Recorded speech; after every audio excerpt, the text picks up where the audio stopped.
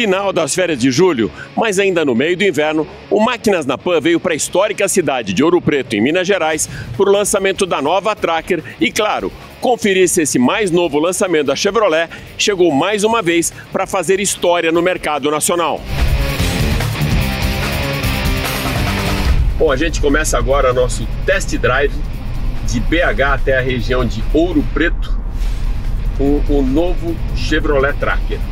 Vocês devem lembrar aí na Jovem Pan, eu fiz um 360 muito legal em 2020, no comecinho de 2020, colocando nas mais diversas plataformas do grupo Jovem Pan. Então, teve a nova Tracker no Morning Show, no Pânico, no programa na época da Denise Campos Toledo, para a gente falar de economia, teve no Jornal da Manhã, entrevistamos também o Herman Manke, e foi uma experiência muito legal que a gente conseguiu falar de produto, de comportamento, de tecnologia, de conectividade, e agora, hoje, 5 anos depois, eu testo o novo Tracker, que vem com algumas mudanças. Uma delas que já aconteceu no início do ano, quando chegou a injeção eletrônica, que eram 133 cavalos em uma das versões, da 1.2 Turbo Flex, agora 141 cavalos, a 1.0 com 115.5, e algumas mudanças estéticas também, que depois, quando eu fizer aquele overview fora do carro, eu mostro para vocês. Internamente, novos materiais, um acabamento muito legal. Aqui no cluster, a nossa tela de instrumentos com 8 polegadas, bem do lado MyLink com 14 polegadas, muita conectividade, Apple CarPlay, Android Auto, duas saídas aqui, USB-A e também C. A suspensão foi recalibrada, a direção também.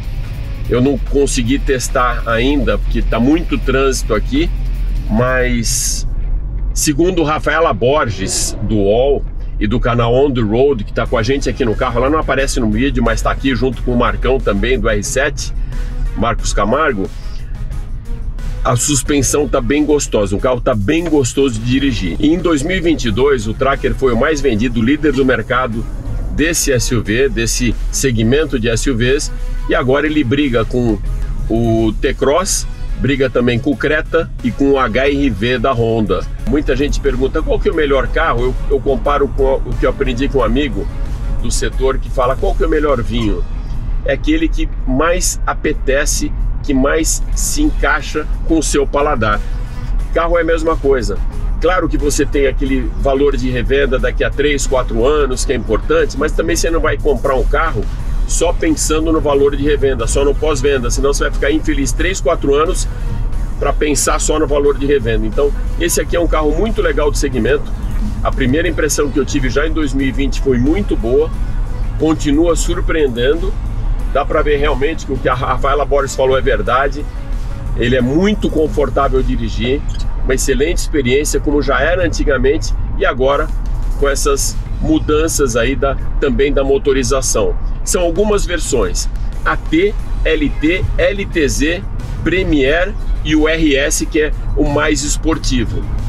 Esse que a gente testa agora é o 1.2 de 141 cavalos, que é a versão RS, que é a mais esportiva, e dá para ver pelos detalhes aqui de vermelho com preto.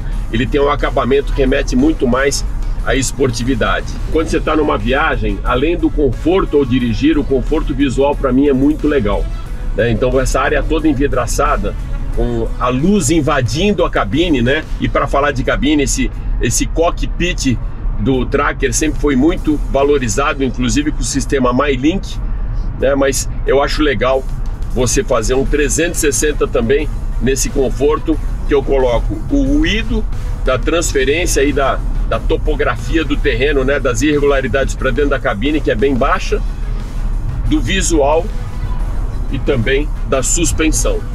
Já já a gente continua aí com esse nosso overview do novo Tracker.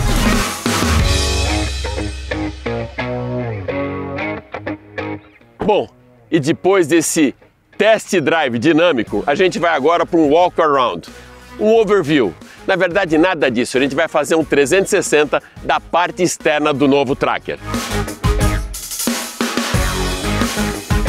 E aqui na parte frontal, não é só uma cara bonitinha, mas na verdade um fluxo de ar que ele otimiza tanto a eficiência energética como a aerodinâmica do carro. O que acontece é o seguinte, o fluxo de ar ele entra por essa extremidade do para-choque dianteiro e ele passa por dentro da carroceria, melhorando esse fluxo e diminuindo a turbulência na roda.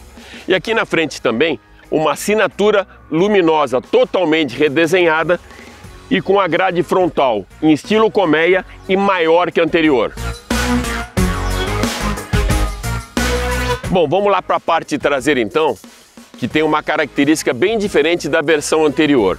Se vocês perceberem, agora a lanterna traseira ela é uma lente cristal com fundo verde, antigamente era vermelho, então com um detalhe bem legal, e as rodas também são novas nessa nova versão.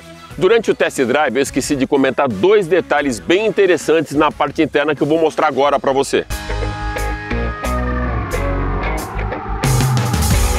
A direção é elétrica progressiva, ou seja, traduzindo isso para a maneira de você conduzir o carro, quando você está na estrada, ela é um pouco mais firme e quando você, por exemplo, vai fazer uma parada ou estacionar o carro numa vaga de shopping, ela fica mais suave, facilitando bastante o esterçamento. E os bancos também.